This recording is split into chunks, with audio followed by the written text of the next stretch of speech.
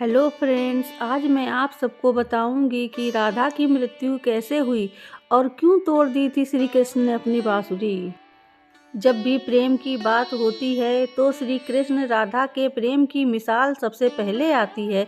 राधा श्री कृष्ण के प्रेम को जीवात्मा और परमात्मा का मिलन कहा जाता है।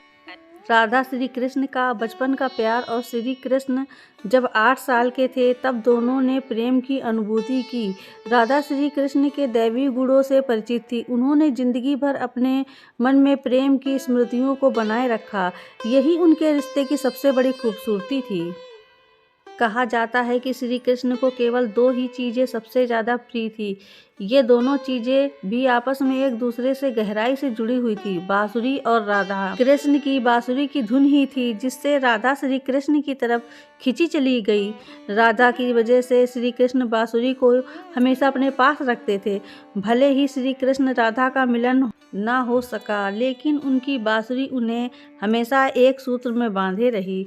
श्री कृष्ण की जितनी भी तस्वीरें मिलती हैं उनमें बांसुरी जरूर रहती है। बांसुरी श्री कृष्ण के राधा के प्रति प्रेम का प्रतीक है।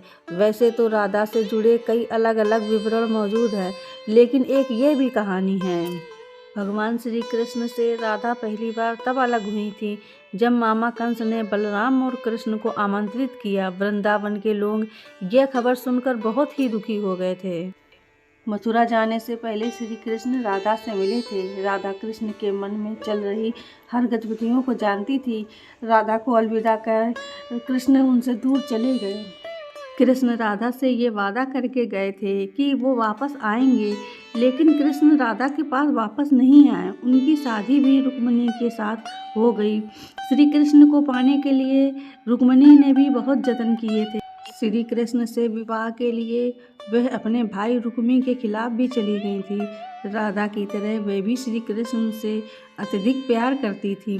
रुक्मिणी ने श्री कृष्ण को एक प्रेम पत्र भेजा था कि वह आकर उन्हें अपने साथ ले जाएं।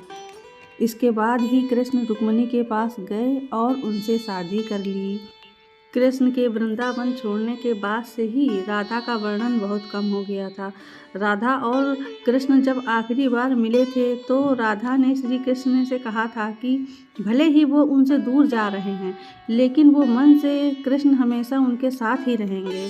इसके बाद कृष्ण मथुरा गए और कंस और बाकी राक्षसों को मारने का अपना काम पूरा किया और द्वारिका चले गए और तब से द्वारिकाधीश के नाम से लोकप्रिय हुए।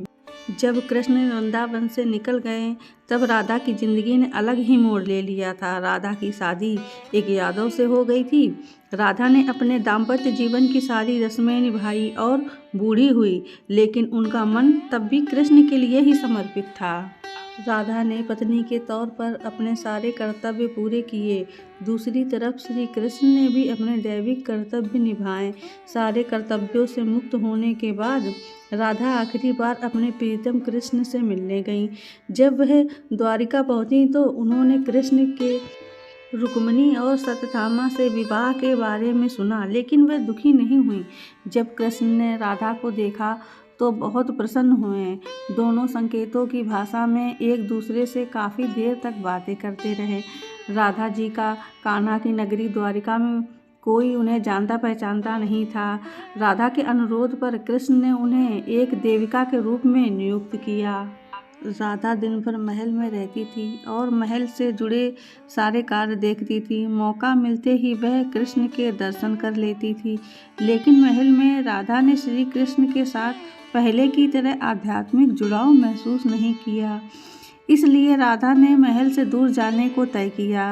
उन्होंने सोचा कि वह दूर जाकर दोबारा श्री कृष्ण के साथ गहरा आत्मीय संबंध स्थापित कर सकती हैं। उन्हें नहीं पता था कि वह कहाँ जा रही हैं, लेकिन भगवान श्री कृष्ण जानते थे। धीरे धीरे समय बीता और राधा बिल्कुल अकेली और बिल्कुल कमज़ोर हो गई। उस वक्त उन्हें भगवान श्री कृष्ण की आवश्यकता पड़ी। आखिरी समय में भगवान श्री कृष्ण उनके सामने आ गए। कृष्ण ने राधा से कहा कि उनसे कुछ मांगें, लेकिन राधा ने मना कर दिया। कृष्ण के दोबारा अनुरोध करने पर राधा ने कहा कि वह आखिरी बार उन्हें बांसुरी बजाते हुए देखना चाहती है। श्री कृष्ण ने बांसुरी ली और बेहद सुरीली धुन में बजाने लगे। श्री कृष्ण ने दिन रात बांसुरी बजाई जब तक राधा आध्यात्मिक रूप में कृष्ण में विलीन नहीं हो गई। बांसुरी की धुन सुनते सुनते राधा ने अपने शरीर का त्याग कर दिया। हालांकि भगवान कृष्ण जानते थे कि उनका प्रेम अमर है, इसके बावजूद वह राधा की मृत्यु को बर्दाश्त नहीं कर सके। कृष्ण ने प्रेम के प्रतीकात्मक अंत के रूप में बांसुरी तोड़कर झाड़ी में फेंक दी।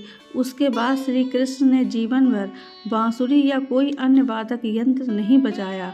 कहा जाता है जब द्वापर युग में नारायण ने श्री कृष्ण का जन्म लिया था, तब माँ लक्ष्मी ने राधा रानी का रूप में जन्म लिया था ताकि वे मृत्युलोक में भी उनके साथ ही रह सकें। तो फ्रेंड्स, ये कहानी आप लोगों को कैसी लगी? अगर अच्छी लगी हो तो प्लीज़ लाइक, सब्सक्राइब और शेयर करिएगा।